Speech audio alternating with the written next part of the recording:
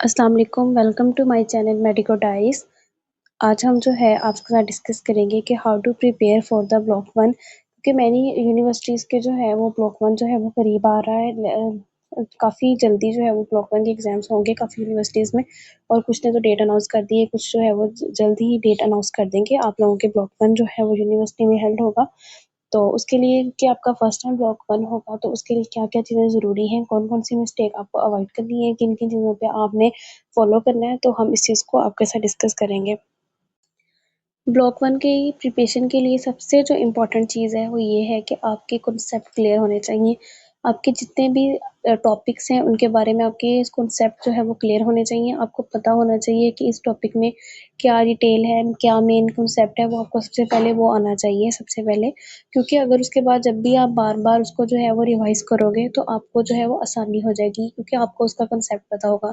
ना कि ये कि आपको क्वेश्चन जो चीज़ है वो फर्स्ट टाइम जो है वो समझनी पड़े और आप अगेन एंड अगेन समझने पे जो है वो टाइम वेस्ट करें, बल्कि आप जो है उसको रिवाइज़ करने पर, उसके की पॉइंट्स पर, उसकी डायग्राम्स पर, इन चीज़ों पर फ़ोकस कर पाएँ। तो इसके लिए ज़रूरी है कि आपका कॉन्सेप्ट जो है वो फर्स्ट टाइम में डेवलप होना चाहिए। आप अपना एनालिसिस करें कि आपके जितने टॉपिक हैं वो आपको अच्छे से उनकी समझ है। स्पेशली जो है मैंने ब्लॉक वन बच्चों को काफ़ी हद तक बेसिक साइंसेज़ जो है वो बेसिक फाउंडेशन आती होती है, क्योंकि आपने एमडी कैट में, एफएससी में या एओ लेवल्स में वो चीज़ें कवर की होती हैं। लेकिन जो मुश्किल आती है वो यहाँ पर आती है कि जो एम्ब्रियोलॉजी होती है वो हम लोग एमडी कैट में नहीं करते हैं। आपको नहीं एम्ब्रियोलॉजी की बेस का पता होता, और ज़्यादातर एम्ब्रियोलॉजी जो है वो हम लोग लेमैन, क्योंकि रेफरेंस बुक है, वहाँ से करते हैं, और वहाँ पे काफ़ी कॉम्प्लिकेटेड होती है। जब आप बार-बार पढ़ते हो तो आपको ऐसा लगता है कि शायद पहली दफ़ा ही पढ़ रहे हैं। तो उसके लिए आप बहुत ज़रूरी है कि आप एम्ब्रियोलॉजी जो है उसकी कॉन्सेप्ट आपके क्लियर हों, ताकि जब भी आप एम्ब्रियो को करो तो आपको ये ना लगे कि आप इसको फर्स्ट टाइम पढ़ रहे हो या इसका कॉन्सेप्ट कैसे है, ये क्या हो रहा है, वो आपको चीज़ समझ होनी चाहिए। बाकी ब्लॉक वन में ओवरऑल चीज़ें ईज़ी हैं, वो आपको कॉन्सेप्ट होते हैं। जिस टॉपिक की आपको नहीं समझ, आप उसको समझने की कोशिश करें, तो उसके बाद कॉन्सेप्ट क्लियर होंगे, आप उसको ईज़िली रैपिडली रिवाइज़ कर पाओगे, और आप अगेन एंड अगेन आपको मेमोराइज़ होता जाएगा जब आप करोगे तो। सबसे पहली और मेन चीज़ ये है। दूसरी अहम चीज़ जो मिस्टेक बिल्कुल नहीं करनी, वो ये है कि आपको ब्लॉक के लिए दी जाएँगी अप्रॉक्सिमेटली 1 वीक की या 10 डेज़ की लीव। उसके अंदर आपने सबसे पहले अपने जो सब्जेक्ट है बायोकेम, उसको स्टार्ट करना है। आप उसकी पीडीएफ कर रहे हो, वेल एंड गुड, क्योंकि पीडीएफ करोगे तो आपके मेजॉरिटी ऑफ एमसीक्यूज़ जो है वो कवर हो जाएँगे।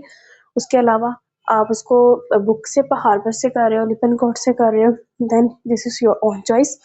आप उसको सबसे पहले बायोकेम को कवर करो, उसके बाद आपका जो एम्ब्रियोलॉजी है, आप उसे कवर करोगे, एम्ब्रियो को साथ हिस्टो को, और जनरल एनाटॉमी जो है उसके बाद उसको कवर करोगे। आपने ये वीक के जो है वो डेज़ जो है वो डिवाइड कर लेने हैं।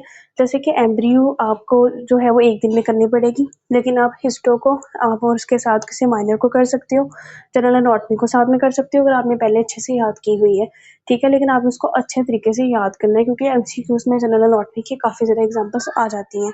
उसके बाद जहाँ पे आ गई बात हमारी हिस्टोलॉजी की, तो हिस्टो की जो हमारे पास एपिथेलियम है वो आपको अच्छे से आनी चाहिए, कनेक्टिव टिश्यू की टाइप्स अच्छे से आनी चाहिए, आपने जो है वो उनकी स्लाइड्स जो है वो अच्छे से की हो, आपको डायग्राम बनानी आनी चाहिए, ये सारी चीज़ें, आपको सेल्स के बारे में बेसिक इन्फॉर्मेशन जो है वो होनी चाहिए।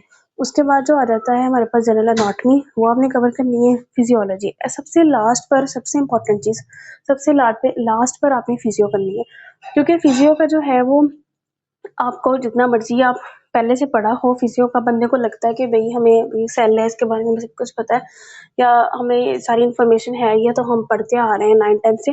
लेकिन ऐसा नहीं होता। आपके जब एमसीक्यूज़ आते हैं तो वो गाइडन की एज़ इट इज़ लाइन आती है। आपको नो डाउट कॉन्सेप्ट होते हैं, लेकिन जब आपने 1 दिन पहले या 2-3 दिन पहले नहीं पढ़ा होता फिज़ियो को, या नहीं देखा होता, तो आपको डिफ़िकल्टी आती है। लेकिन जब आप सबसे लास्ट पर फिज़ियो को 2 दिन लगा के करते हो या 3 दिन लगा के करते हो, ये आपकी अपनी स्ट्रैटेजी है कि आप उस चीज़ को किस तरह से मैनेज कर रहे हो, क्योंकि हर बंदे का अपने सब्जेक्ट्स वाइज़ होता है, किसी को कोई चीज़ ईज़ी लगती है, किसी को कोई चीज़ ईज़ी लगती है।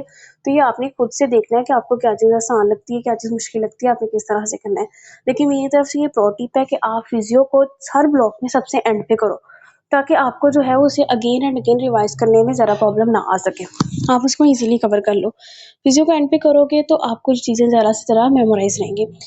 सबसे प्रो टिप, और सेकंड प्रो टिप ये है कि आपने फिजियो को लास्ट पे करना है और उसके अलावा आपने 2-3 दिन पहले जो है वो अपने ब्लॉग की प्रिपरेशन कंप्लीट कर लेनी है। जैसे कि फॉर एग्ज़ाम्पल आपका ब्लॉग है मंडे को और आपने ये डिसाइड कर लेना है कि मैंने फ्राइडे तक अपना सारा सिलेबस कंप्लीट करना है। आपने जैसे मर्ज़ी आप कंप्लीट करें, आपको आप सारी बातें आप अपनी नाइट्स भी यूज़ करें, डे भी यूज़ करें, आप उसको कंप्लीट करने की फुली कोशिश करें। उसके बाद 2 दिन जो है ना आपके पास रह जाएँगे, जब आप ये डिसाइड करोगे ना कि आपने फ्राइडे तक कंप्लीट कर लेना है। फॉर एग्ज़ाम्पल आपका एग्ज़ाम जो है वो मंडे को होगा, आपने ये ट्राई करना है कि आपका फ्राइडे को जो है वो सारा कंप्लीट हो जाए सिलेबस, लेकिन ऐसा पॉसिबल नहीं है कि आप 3-4 दिन में या 5 दिन में फ्राइडे तक जो है वो कंप्लीट कर लो। बहुत सारी चीज़ें आपकी रहती होंगी, आपने उनको पैनिक नहीं करना, उनको कवर करना है और संडे तक जो है वो आपने कोशिश करनी है कि सैटरडे तक कंप्लीट हो जाए। फॉर एग्ज़ाम्पल अगर सैटरडे को भी कुछ कंप्लीट नहीं हो पा रहा और आप संडे का डे यूटिलाइज़ कर रहे हो, फिर भी पैनिक नहीं करना, इट्स कॉमन, इट्स नेचुरल, ऐसे होता है। आपने कोशिश लेकिन फिर ये करनी है कि आपके जो संडे है, वहाँ 12 या 1 बजे तक जो है वो सारा काम जो है वो कंप्लीट हो जाए। उसके बाद सबसे इम्पोर्टेंट चीज़ जो है इसके बाद है कि आपने अपने सारे सब्जेक्ट खोलने हैं। फॉर एग्ज़ाम्पल आपने बायोकेम खोलनी है, आपने अगर स्लाइड से पढ़ा तो आपने सारी स्लाइड्स ओपन कर के देखनी है। जो चीज़ें जैसे कि यूक्यूज़ होती हैं या कुछ इम्पोर्टेंट जैसे यूनिवर्सिटी में पहले आपको आया हो टेस्ट में या जो टीचर ने कहा हो कि ये इम्पोर्टेंट है, या जो चीज़ें इम्पोर्टेंट इक्वेशंस या लाइन होती हैं, आपने उनको देखते जाना है, सारी स्लाइड्स ओपन करनी है। या जो आपके पास जितनी भी डिजीज़ होती हैं, वो किस एंजाइम की डेफिशिएंसी की वजह से हो रही है, उनमें कौन-कौन सी डिजीज़ेज़ के क्या-क्या कोरिलेट्स हैं, कहाँ पे प्रॉब्लम्स आ रही हैं, वो सारा आपने देखते जाना है। उसके बाद इसी तरह से आपने जनरल एनाटॉमी खोलनी है, उसके अंदर सारी एग्ज़ाम्पल्स, स्पेशली एग्ज़ाम्पल्स, वो उनकी टाइप, उनकी क्लासिफिकेशन उसे देखते जाना है। आपने अपनी एम्ब्रियोलॉजी खोलनी है, आपने एम्ब्रियोलॉजी की लेमन की इम्पोर्टेंट लाइन्स, इम्पोर्टेंट कॉन्सेप्ट, किस तरह से नोटोकॉड बन रहा है, किस तरह से स्माइल बन रहे हैं, किस तरह से क्या चीज़ डेवलप हो रही है, वो सब कुछ आपने देखते जाना है। आपने इसी तरह से अपनी हिस्टो की सारी क्लासिफिकेशन, एग्जांपल्स, कनेक्टिव टिश्यू की, सिंपल एपिथेलियम की, क्यूबाइडल की, कोलम्बर की, सब कुछ देखते जाना है। इसी तरह आपने अपनी फिजियो खोलनी है, उसी के अंदर आपने इम्पोर्टेंट लाइन्स जो आपने हाईलाइट की होंगी या उनको एक दफ़ा कॉन्सेप्ट को, डायग्राम्स को आपने देखते जाना है। कोशिश करनी है कि हर सब्जेक्ट को 1 से 2 घंटे लगें और आप उसको जो है वो ओवरव्यू कर लें, अपने कॉन्सेप्ट को जो है ये इम्पोर्टेंट लाइन्स को, इम्पोर्टेंट चीज़ों को रिवाइज़ कर लें। इस तरह से एग्ज़ाम में टाइम बहुत कम होता है, आप उसे क्विक रिव्यू कर सकोगे, क्विक एक्सप्लेन कर सकोगे, क्विकली जो है वो अपने एग्ज़ाम को कंप्लीट कर सकोगे। वरना एग्ज़ाम में टाइम बहुत कम होता है, आप वहाँ पे जाके ये रिवाइज़ नहीं कर सकते कि आपने 5 दिन पहले बायोकेम की कौन-सी डिज़ीज़ में कौन-सी एंजाइम की डेफिशिएंसी पड़ी थी, ऐसा पॉसिबल नहीं होगा। ये बहुत इंपॉर्टेंट टिप है जो मैंने खुद अपने अपने एक्सपीरियंस से सीखा, मैं चाहती हूँ कि हर बिगिनर को पता चले कि ऐसी मिस्टेक नहीं करनी है।